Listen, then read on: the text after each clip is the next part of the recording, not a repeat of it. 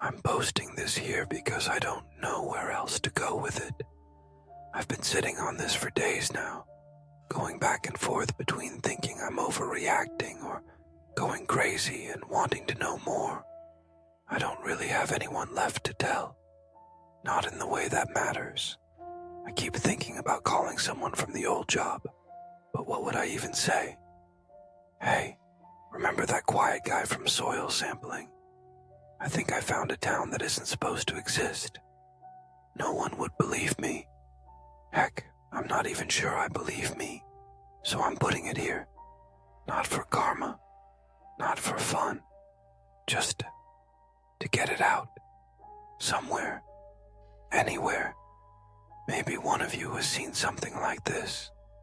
Maybe someone out there remembers Okshita or SmileCo. Or maybe you know that weird feeling, like the world's missing a page you were supposed to read. If you do, let me know. Allow me to provide some context. I used to work in environmental science. It wasn't glamorous, but it paid decent. Just soil and groundwater testing for industrial sites, mostly. I'd spend hours alone in lab rooms running the same instruments over and over again. But I liked it. There was something satisfying about gathering data, about understanding the story hidden in the dirt. However, they let me go 4 years ago. I'm not going to get into the details. Let's just say I got a personal diagnosis that made management uncomfortable. Not contagious, not terminal, just something about being a liability. No matter, I was close to retiring from that company anyways.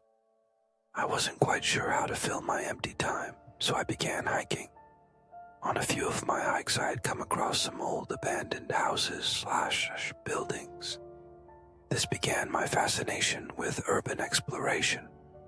Over these past few years, I've explored dozens of different abandoned buildings, towns, mines, etc. Earlier this year, I found myself moving into a town not far from a small town in northeastern Oklahoma called Pitcher. Yeah, that Pitcher. The ghost town that basically collapsed into itself after lead poisoning, and sinkholes made it unlivable. It's a decaying husk now, but for me it's become a kind of base camp for deeper explorations. I've been mapping and recording the weird and quiet places left behind by history, and this was one of my most dangerous mappings as the air and grounds are still somewhat unsafe to traverse through. But a few weeks ago, I stumbled on something that wasn't supposed to be there. I was camping on a logging road, not far from the Kansas border, maybe 10 miles northwest of Beecher. My plan was to hit an old rail station I'd been tipped off about, but sometime around midnight, I spotted a rusted metal sign poking out of the brush. No name, just a faded arrow and a number. 13. Curious. I followed the trail. About an hour later, I found myself at the edge of a town swallowed by trees. Buildings choked in vines, power lines dangling like nooses, roofs partially caved in, and a broken welcome sign on the edge of town with no name. The first thing I noticed was the silence. Not the kind of quiet you get in rural areas or empty fields, but the heavy, unnatural kind, like the town itself was holding its breath. The buildings looked like they had been abandoned in a hurry. Doors hung open on rusted hinges. Windows were either shattered or covered in layers of grime so thick they looked painted. I passed what had once been a diner, still had the cracked open sign fallen in the doorway. Inside, I found plates of mold. A child's shoe was lying under a booth, and broken coffee cups sat on the floor beneath the counter. As I explored a couple other buildings, I felt watched. I don't know how to explain it exactly, but the air changed the second I stepped past the townhouse. There was no sound, not even birds, just that thick, depressing quiet that makes your ears ring. And then, that feeling, like I wasn't alone, like something was standing just behind me, close enough to breathe but refusing to make a sound. I turned around more times than I cared to admit. Nothing. Always nothing. But it didn't go away. That kind of silence doesn't feel empty. It feels like something's holding its breath just to see what you'll do next. That's when I came across the most interesting part. Hidden in the deepest part of the town, behind what I assumed to be an old library, was an RV. It was buried halfway in the dirt, like the woods had been trying to eat it for the past decade. Brown and white, late 80s model. One of the windows was cracked. The door was ajar, hanging open like someone left in a hurry. I thought maybe it belonged to a squatter or a hunter who never came back. I hesitated, then went to step inside. Even though the door was ajar, I still had to pull pretty hard to open it fully. It seemed the hinges were stuck on some vines that had grown into the RV. Inside, the air was stale, thick, like someone had tried to clean something chemical out of it years ago. The floor creaked under my boots. Most of the front had been gutted, cushions torn, wires dangling. A lantern rusted to one side. But in the back, where the bed would have been, someone had built a workspace, a makeshift lab. Glass jars lined the wall, most empty. A microscope sat crooked on a bolted-down desk. There were scribbled notes taped over the cabinets, diagrams I couldn't make sense of. And in the corner, a cardboard box, plain, water-damaged, taped shut. I whipped out my pocket knife and cut the box open. Inside was a collection of 4 things. 2 hardbound notebooks, cracked and water-stained. 5 cassette tapes, each labeled with dates and what looked like experiment numbers. A few strange rocks, one black and glossy like obsidian, another pale green and flaky, almost like it had veins. Some of the green had been broken up and placed in vials, and an old but intact cassette recorder. I was curious. I took one of the journals and something wrapped in cloth on the desk back with me to my campsite, and then a couple days later I brought it back home with me. I cracked open one of the notebooks. It was difficult to read at first, but it looked like an experiment log. The first journal was labeled Dr.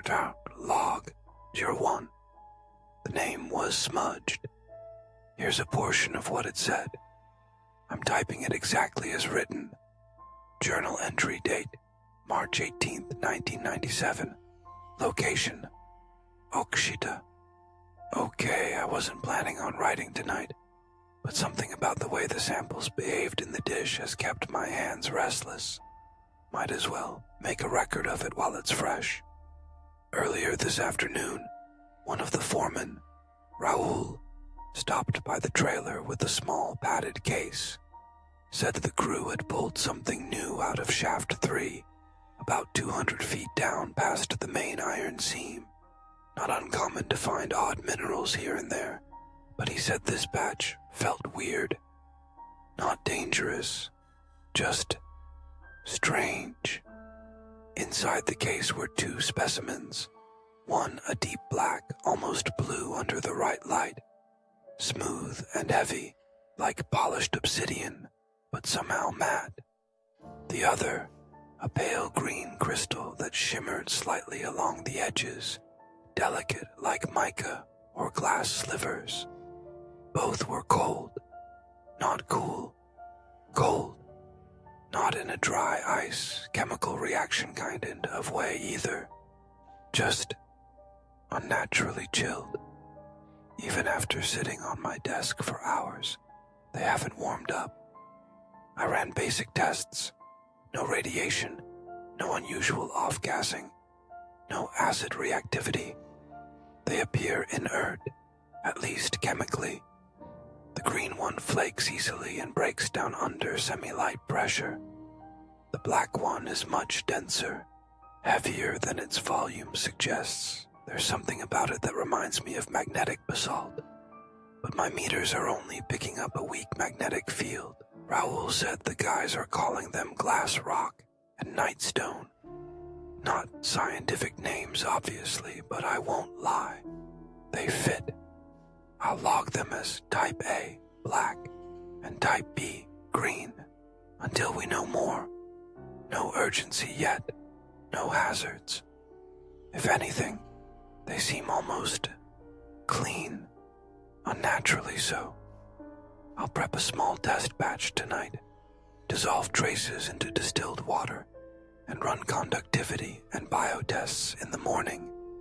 Not expecting much, probably just another shiny distraction that'll go nowhere. But I'll admit, I haven't stopped touching the Type B sample, just running it between my fingers absent-mindedly while I write. It's strangely calming, like holding a smooth river stone that's never been in a river. Might be nothing, probably is. Still, I want to see what it does when mixed. Dr. A.M. I haven't read any of the other entries yet.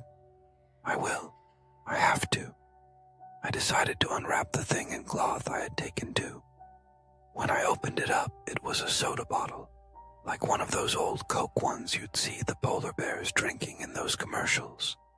It was untouched by dust, and across the middle was a washed-out light blue label with a cartoonish bottle cap mascot smiling. The label read in yellow letters, SmileCo TM, Original Blend. As I was turning the bottle in my hand, I swear, just for a second, I felt warmth. It was subtle, but unmistakable. The glass had been cold as ice, but then it wasn't. It was body temperature, almost like someone else had just been holding it. I froze, then held it up to the light. No residue, no fingerprints. But as I tilted it, something inside moved. I hadn't noticed it earlier. It was thick, dark, not syrupy like soda, more like ink. I gave it a gentle shake and the liquid barely sloshed, almost congealed. That's when I saw it, bubbles. Tiny ones rising slowly to the top where they popped inward. Not outward, like pressure escaping, but like the liquid was pulling in on itself. I set it down, and this part, maybe I was just jumpy, maybe I imagined it, but the second I walked away, I swear I heard a faint hiss from the bottle, like carbonation escaping or something breathing. When I turned around, it had stopped, but I swear that little cartoon bottle cap was smiling wider. Later that night, I looked up the town mentioned in the journal, Oksheeta, Oklahoma. Nothing. Not a map pin, not a population stat, not even an old census record. Then I searched the name on the bottle. SmileCo TM. Still nothing. No trademark filings, no defunct business listings, no half-finished web pages archived from the early internet. Just blank space. That's what gets under my skin the most. These days, everything leaves a footprint. Even ghost towns. Even companies that went belly up decades ago. But this, it's like someone scraped it clean. Like it was never meant to be remembered. I thought I could walk away from this. Weird minerals, an erased town, a bottle full of congealed soda. It was all strange, sure, unnerving. But I figured I'd catalog it, maybe dig a little deeper, and move on like I always do. Just another curiosity for the shelf. But then last week, something changed. I was driving through the outskirts of town, the newer part, where they've been trying to redevelop the old industrial lots, and I saw construction crews working late. No signs, no logo, just chain link fencing and temporary floodlights. The next morning there was a sign. Not big, not flashy, just a whiteboard with black stenciled letters. SmileCo Processing Center. Just the name was enough to send shivers down my spine. It wasn't the kind of name I could forget. And when I went back that night, the sign was gone. I asked around my town. No one had heard of SmileCo, but the lot still fenced off, still guarded, still growing. So I'm writing this now because I think something's happening again. Not just in that dead town in the woods, but here in my town. I'm starting to think SmileCo was ever really gone. I think it was waiting. I'm packing my camping bag with essentials, flashlight, batteries, food, water, etc. I'm going back to that town tomorrow. I'll keep you posted.